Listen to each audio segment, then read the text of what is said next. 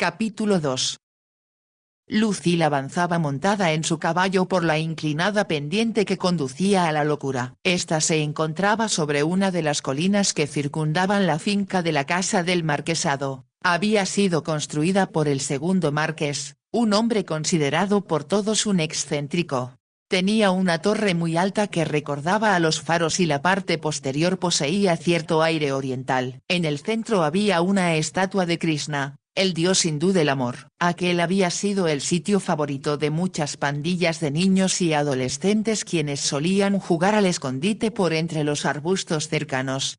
Además, desde el tejado se contemplaba una vista panorámica de toda la región. A pesar de los consejos de Delia, Lucille se había vuelto a encontrar con el marqués varias veces en la pista de carreras. La mañana anterior él había dicho: como usted no quiere cenar conmigo, tengo una idea para que podamos comer juntos sin que nadie se entere. No creo que pueda encontrar un lugar libre de miradas curiosas, respondió Lucille. Mientras hablaba miró por encima de su hombro con temor. Ya he encontrado el sitio ideal, dijo el marqués con aire de triunfo. Se trata de la locura. Lucille le miró sorprendida y después se echó a reír. La verdad es que es el lugar idóneo. Me he enterado de que mi padre lo mandó cerrar al público, por lo que si usted y yo vamos allí dudo mucho que alguien lo descubra. Eso es cierto, admitió Lucille, pero también es verdad que debo decirle que no. Sin embargo, ya había descubierto que era imposible decir no al marqués. Él le había rogado que se encontraran muy temprano en la pista y ella había aceptado sin pararse a pensar en las consecuencias.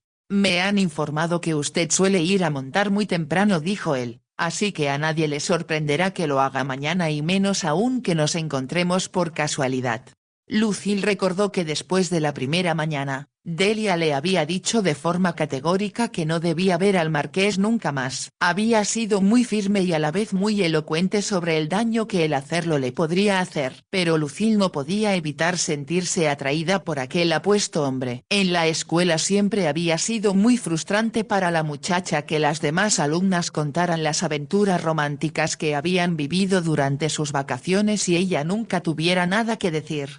La verdad era que había muy pocas diversiones para la gente joven de los alrededores de Little Bunbury. Ahora casi sentía no tener que volver a la escuela para poder describir al marqués. Sin duda todas sus amigas la envidiarían. Deseo verle de nuevo, se había dicho en la oscuridad antes de quedarse profundamente dormida. Lucille despertó al alba, mucho más temprano que de costumbre, y decidió que le resultaría imposible permanecer en la cama. Deseaba montar a Shallow, su caballo favorito, y saltar por encima de los obstáculos. Solo porque Delia opine que no debo volver a ver al marqués no voy a echar a perder mi oportunidad de ganar la carrera de obstáculos, decidió.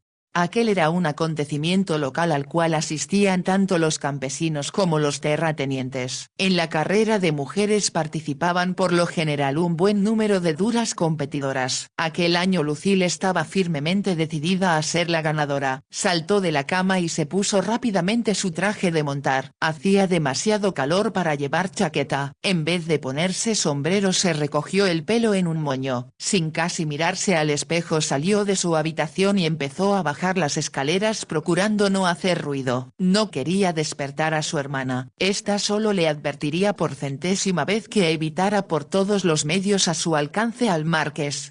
Si le encuentras, le había dicho Delia con firmeza, salúdale, pero inventa cualquier excusa para despedirte de él inmediatamente. No es muy probable que él salga a montar a las 5 de la mañana, pensó Lucille, pero no pudo evitar desear que lo hiciera. No se sintió desilusionada. Él ya se encontraba esperándola en la pista. Cuando se le acercó el marqués se quitó el sombrero. A ella le pareció que estaba aún más guapo que el día anterior.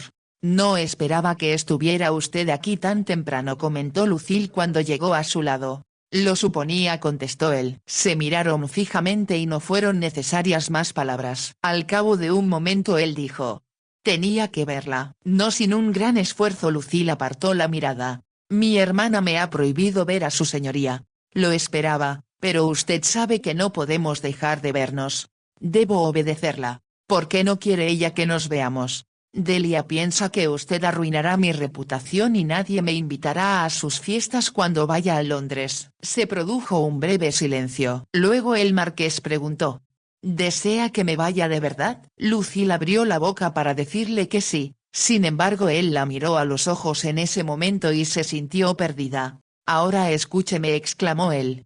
Yo no deseo perjudicarla y juro que no lo haré. Pero necesito seguir viéndola. Antes de que Lucille pudiera decir algo él continuó: me paso los días y las noches deseando verle y hablarle. Su voz era tan convincente que Lucille olvidó todos sus buenos propósitos. Cabalgaron alrededor de la pista. Cuando el marqués ganó por segunda vez decidieron cambiar de caballos. Esta vez fue Lucille la ganadora y aunque solo fue por una nariz pensó que aquello era lo más emocionante que jamás le había ocurrido. Inesperadamente el marqués dijo: como no quiero que tenga dificultades por mi causa y como desearía volver a verla debo despedirme. Lucille. Lucille reprimió una exclamación de desilusión y él continuó: pero tengo que verla hoy una vez más. ¿Dónde podemos encontrarnos? Es imposible. De pronto Lucille dejó escapar una leve exclamación. Sé que mi hermana va a encontrarse con el vicario a las 3:30. Ese fue el principio y al día siguiente cabalgaron juntos al amanecer y de nuevo al siguiente convencidos de que nadie los había visto. Y nuevamente horas más tarde, cuando les era posible, se encontraban en el bosque más espeso de la finca. Ahora el marqués había sugerido que comieran en La Locura. Aquello sonaba tan divertido que Lucille no pudo negarse. Le dijo a Delia que iba a visitar a una amiga. Se trataba de una chica de su edad cuyo padre era el alto comisario del condado. Me parece muy buena idea, querida, opinó Delia. Me gustaría que invitaras a Eileen a comer con nosotras el miércoles que viene.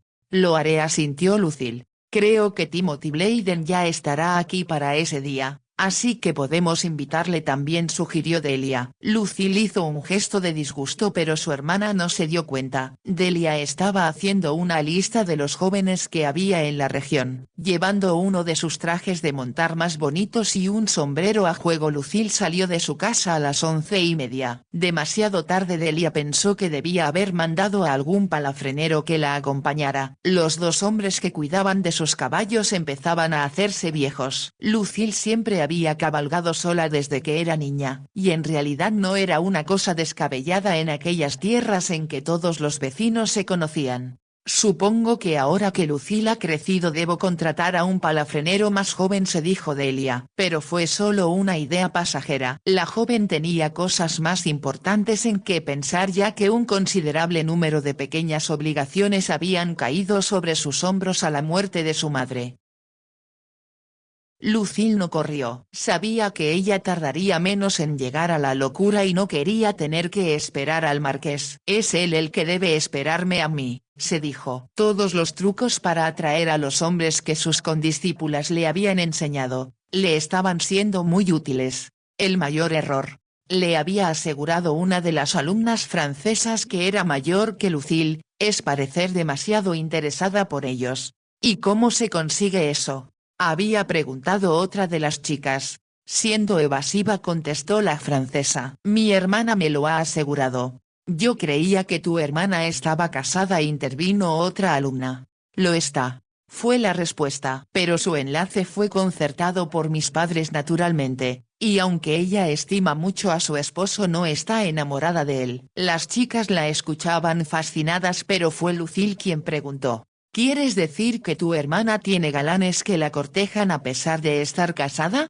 Por supuesto que sí, contestó la chica francesa. Su casa de París es concurrida por jóvenes enamorados que le escriben poemas, le envían cartas de amor por medio de la doncella y hasta se baten por ella. Todo aquello parecía terriblemente romántico, pero Lucille estaba convencida de que eso jamás podría sucederle a ella. Debo estar segura de que él no me cree una chica fácil, como las mujeres que según Flo, asisten a sus fiestas, pensó Lucille. Había sido muy fácil obtener amplia información acerca de las fiestas del marqués por medio de la doncella.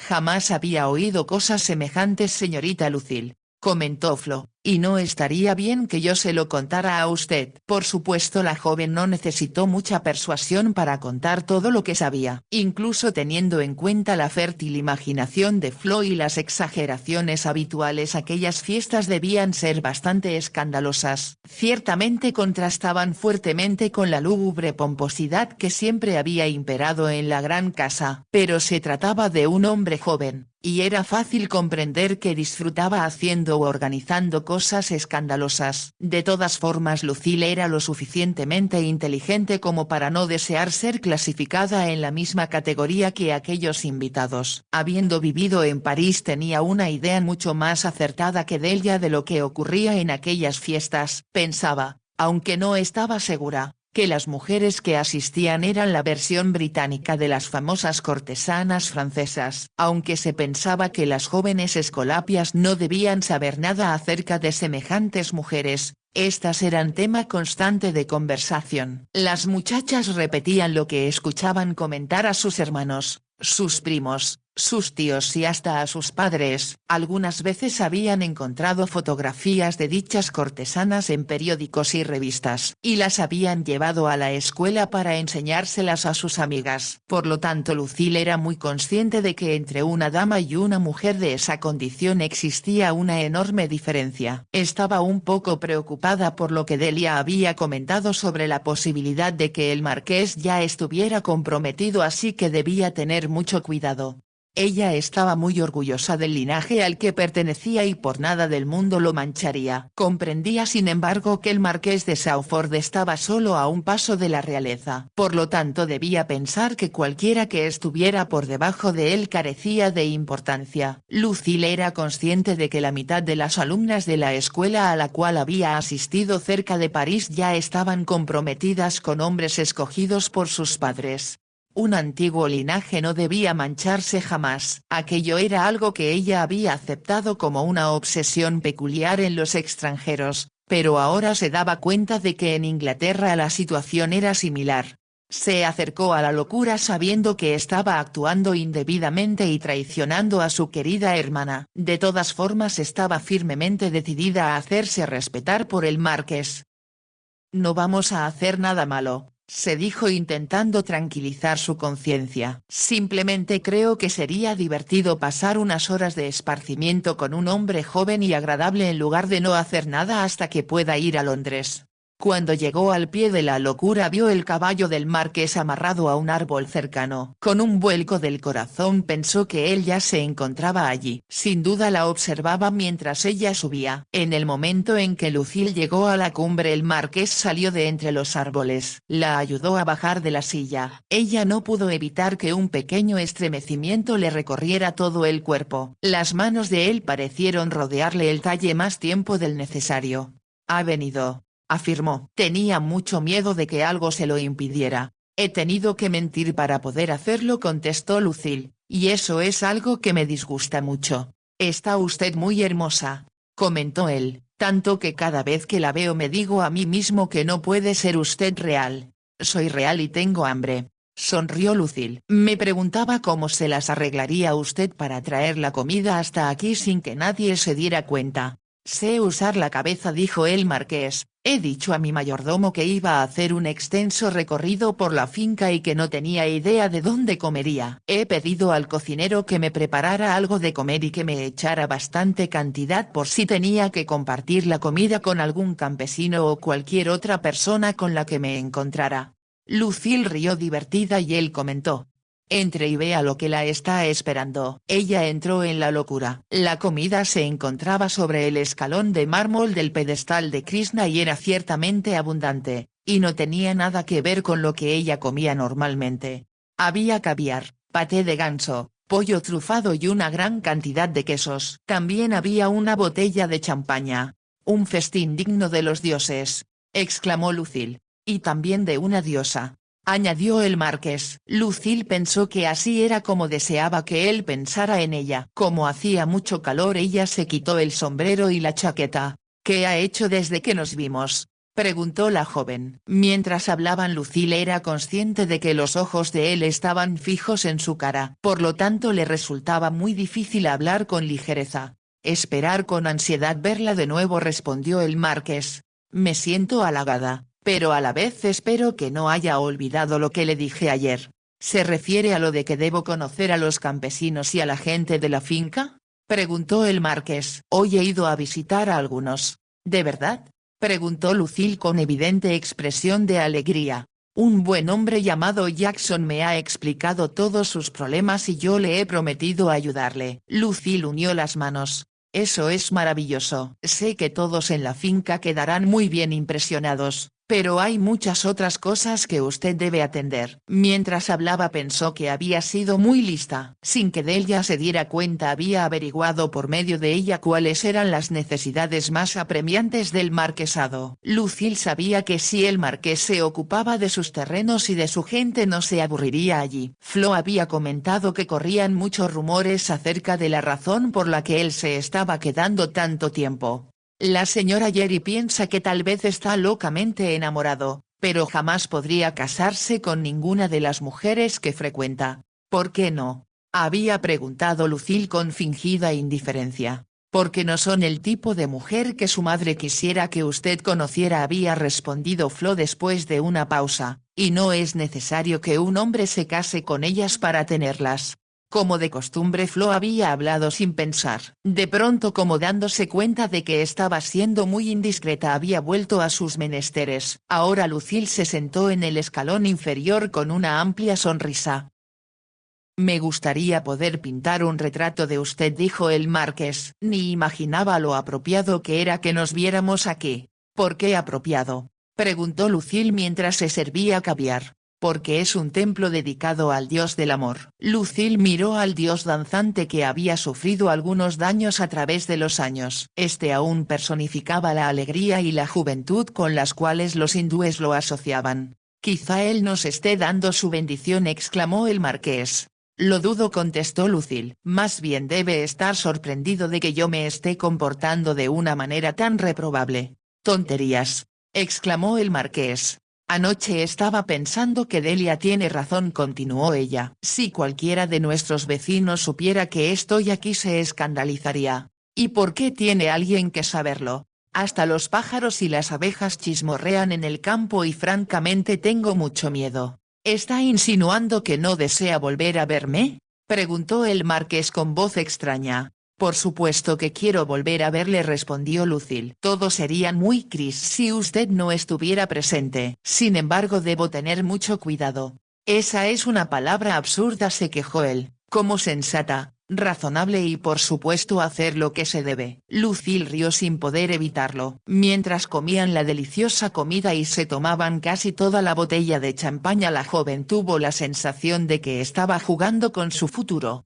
Cuando terminaron de comer, Lucille echó fuera las migajas para que las aves pudieran recogerlas. Mientras tanto, el marqués tiró la botella de champaña a los arbustos donde nadie pudiera encontrarla. Después, cuando Lucille entró en el edificio para buscar su chaqueta y su sombrero, él la siguió diciendo: «Dígame que lo ha pasado bien comiendo conmigo». «Sí, lo he pasado muy bien». «Entonces, ¿le gustaría repetir la experiencia?». El marqués habló con ansiedad. Ella apartó la mirada de él. «Creo que ya es hora de que usted vuelva a Londres». «No tengo la menor intención de dejarla». Ella no respondió y después de un momento él dijo: «Por el amor de Dios, Lucille, sabe muy bien que estoy enamorado de usted. No puedo dejar de pensar en usted, su recuerdo me persigue donde quiera que voy». Lentamente ella se volvió hacia el marqués. «¿Qué ha dicho? ¿Quiere que se lo repita?», contestó él. «La amo y deseo besarla más que cualquier otra cosa en el mundo». Él extendió los brazos hacia ella pero Lucille se apartó.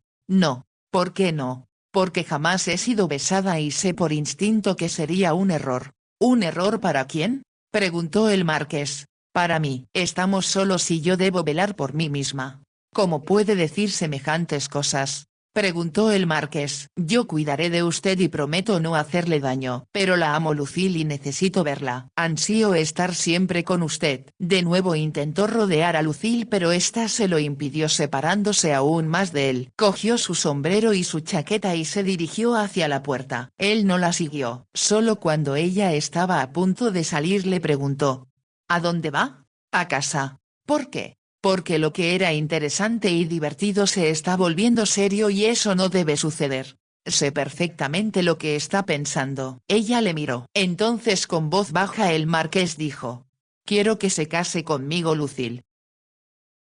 Las puertas dobles se abrieron y el mayordomo anunció: «Lord Kenyon saw milady». La condesa de Dulwich se levantó de su sillón favorito con un gesto de alegría cuando su hermano entró en la sala. «Kenyon», exclamó ella, «me enteré anoche de que habías vuelto y no sabes cuánto me alegra verte». Se acercaron el uno al otro y Lord Kenyon besó la mejilla de su hermana y le dijo con una sonrisa: «En tu nota me decías que me necesitabas urgentemente». «¿Qué ha ocurrido? ¿Acaso mi estimado cuñado se ha escapado con una bailarina?» «No, por supuesto que no», exclamó la condesa sorprendida. Lionel jamás haría algo tan reprochable. Entonces se dio cuenta de que su hermano estaba bromeando y dijo: «Tienes muy buen aspecto Kenyon, aunque estás un poco más delgado. Hacía mucho calor en la India y he tenido muchas cosas que hacer». La condesa lo miró de arriba a abajo y pensó que era imposible que hubiera un hombre más apuesto que él. El tercer marqués, es decir, el padre de los dos, había tenido 4 hijos, 2 hombres y 2 mujeres, y los 4 eran muy atractivos. Es más,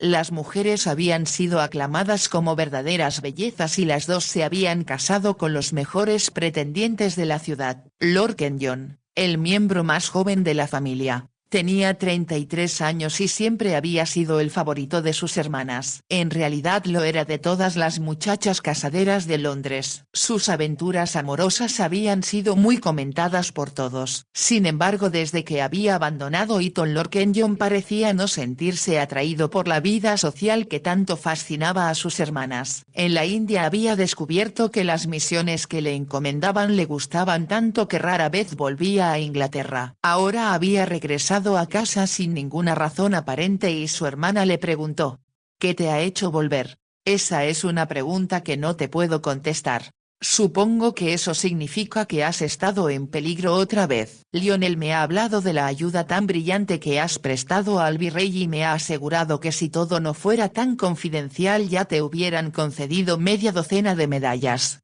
«Lionel debería mantener la boca cerrada», exclamó Lord Kenyon con energía. «Puedo asegurarte que Lionel es la discreción en persona», respondió la condesa, «y que solo a mí me ha comentado eso». «De acuerdo, pero por favor no digas nada de esto a nadie». «Descuida», dijo la condesa. «Pero sinceramente, ¿has estado en peligro?». «La verdad es que sí», admitió Lord Kenyon. «Por el momento se me ha aconsejado regresar a casa a descansar». «Eso responde a tu primera pregunta acerca de por qué estoy aquí». La condesa suspiró. «Sin duda todo lo que haces vale la pena y solo espero que el imperio te lo agradezca. Pero si algo te ocurriera se me rompería el corazón». «Bueno, por el momento estoy a salvo». Él habló con ligereza, pero recordó que en la última misión que le había sido encomendada en la India él se había escapado de la muerte por verdadero milagro. Le habían hecho salir de la India inmediatamente y él sabía muy bien que eso se debía a que era un hombre al que sus contrarios habían decidido eliminar. Nadie excepto el virrey y los jefes de su equipo sabían cómo se había infiltrado en Afganistán disfrazado. Allí había descubierto muchos de los planes preparados por los rusos para crear problemas en la frontera noroeste. Aquello tenía como finalidad principal facilitar la invasión de la India. Por lo tanto sus descubrimientos habían sido un verdadero triunfo. Había sido felicitado por el virrey, quien le había dicho: «Si se hiciera justicia usted recibiría el más alto honor que la virreina emperatriz puede otorgar». «Pero tal y como están las cosas últimamente solo podemos darle las gracias de todo corazón por haber salvado la vida de nuestros soldados y quizá a la India misma». Con estas palabras resonando aún en sus oídos, Lord Kenyon había vuelto a casa. Después de todo lo que él había pasado no pudo evitar pensar con curiosidad cuál sería el pequeño problema doméstico que ahora preocupaba a su hermana.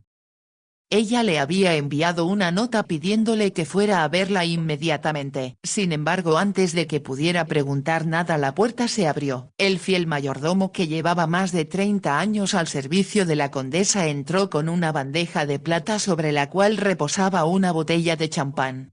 Llenó la copa para Lord Kenyon y otra para la condesa, Luego se retiró haciendo una profunda reverencia. Lord Kenyon levantó su copa y dijo: «Por ti, Charlotte». Tomó un sorbo con evidente deleite. «Ahora dime qué es lo que te pasa». «Se trata de Marcus, lo cual estoy segura de que no te sorprende». Lord Kenyon sonrió. «¿Qué ha hecho esta vez?». «Espero que siga disfrutando tanto de la vida». «¿Disfrutando de la vida?», exclamó la condesa. «No tienes idea de lo mal que se ha portado Kenyon». «Cuéntame qué ha hecho», pidió su hermano pensando que a sus hermanas siempre les había gustado mucho exagerar. Era de esperar que su sobrino, que había heredado el título a la edad de 22 años, estuviera disfrutando de la vida y sus placeres. Su cuñada, la marquesa de Saufford, había abandonado a su esposo y se había llevado a su único hijo con ella para criarlo en Northumberland.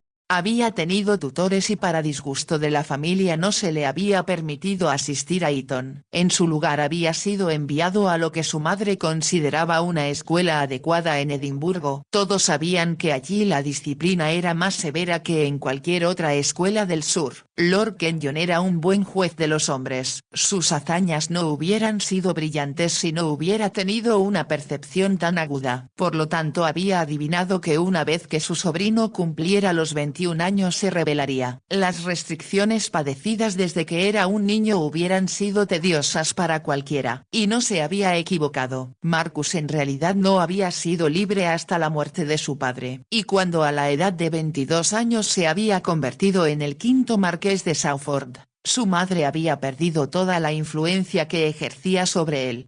Por lo tanto Lord Kenyon escuchó de buen humor mientras su hermana le narraba los escándalos que Marcus había dado en Londres. Por su vida ya habían pasado muchas mujeres, que iban desde las bailarinas de Drury Lane hasta la bellísima Lady Swinnerton, quien parecía encontrarle muy atractivo. La verdad era que había suficientes razones para que su marido se sintiera molesto. Todo aquello era exactamente lo que Lord Kenyon esperaba que sucediera, pero su hermana continuó: «Ahora tengo algo peor aún que contarte y sé que te horrorizarás tanto como yo». «¿Peor?», preguntó Lord Kenyon. «Llevo algún tiempo preparando el terreno para que Marcus se case con la hija de los duques de Cumberland». Hizo una pausa antes de explicar. «Recordarás que Emily Cumberland siempre ha sido una gran amiga mía, y su hija es tan atractiva como lo era ella a su edad, una chica deliciosa, con modales encantadores y la debutante más destacada del año». «¿Y qué opina Marcus al respecto?», preguntó Lord Kenyon. «Estaba de acuerdo conmigo en que sería un buen matrimonio, sobre todo porque Sarah es una excelente jinete y Marcus, como todos los Saufford, parece haber nacido montado en un caballo».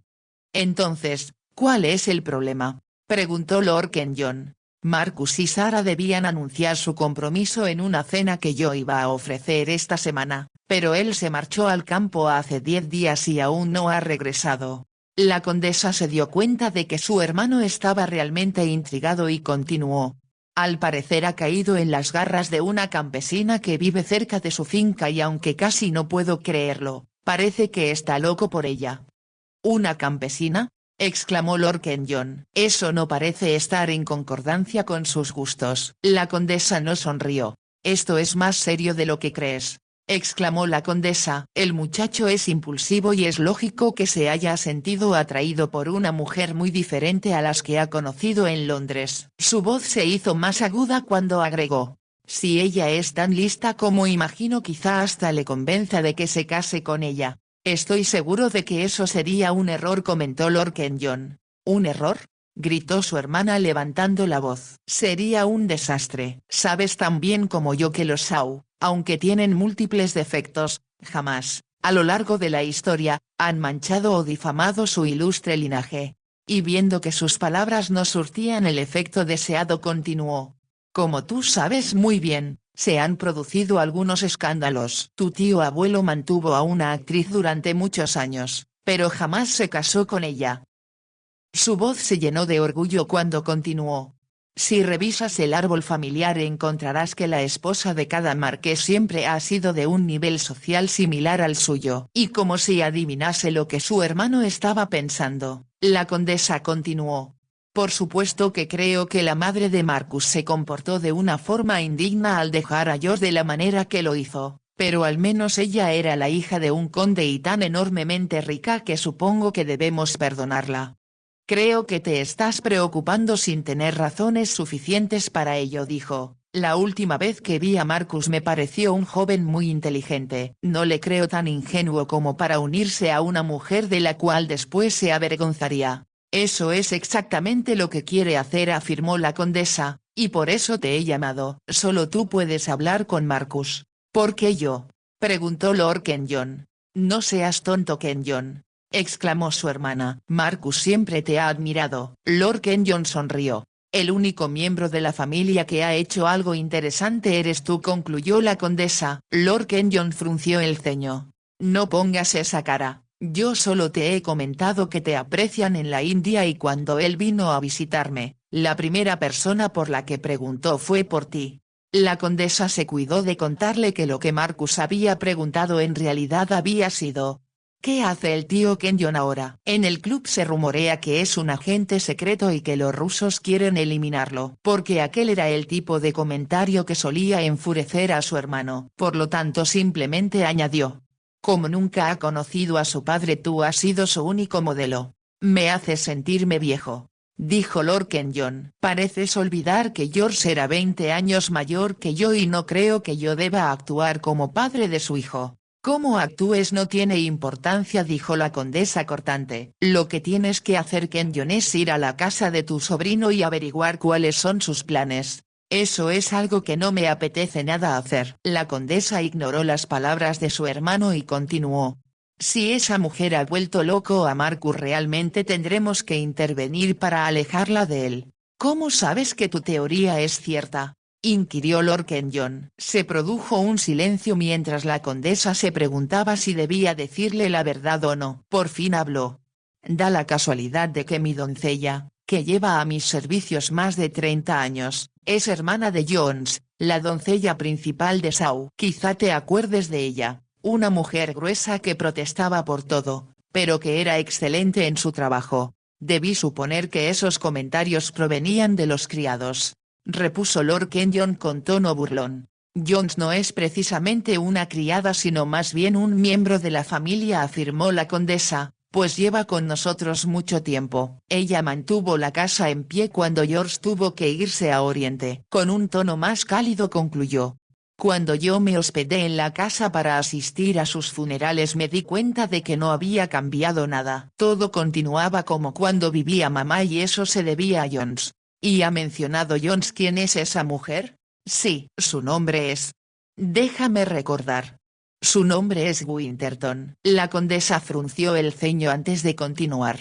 Creo recordar a los Winterton, pero no estoy segura. De todas maneras son gente sin importancia. Hizo un gesto con la mano. Sería un desastre total, que Marcus se casara con una joven que no supiera comportarse como la marquesa de Sawford. Estoy de acuerdo contigo, aceptó Lord Kenyon. Y ciertamente no queremos un divorcio en la familia u otra pareja separada como George y su esposa. ¿Cómo puedes pensar en algo semejante?, exclamó la condesa alarmada. Un divorcio sería una humillación para todos nosotros. He venido a descansar, observó Lord Kenyon, pero mañana iré a la finca para hablar con Marcus y averiguar qué está ocurriendo. Suspiró y se puso de pie. Espero que todo esto no sea más que una tormenta en un vaso de agua y que las intenciones de Marcus, si es que tiene alguna, se limiten a vivir una simple aventura. Espero que tenga razón, dijo la condesa. Gracias, querido Kenyon. Sabía que podía contar contigo para que nos salvaras.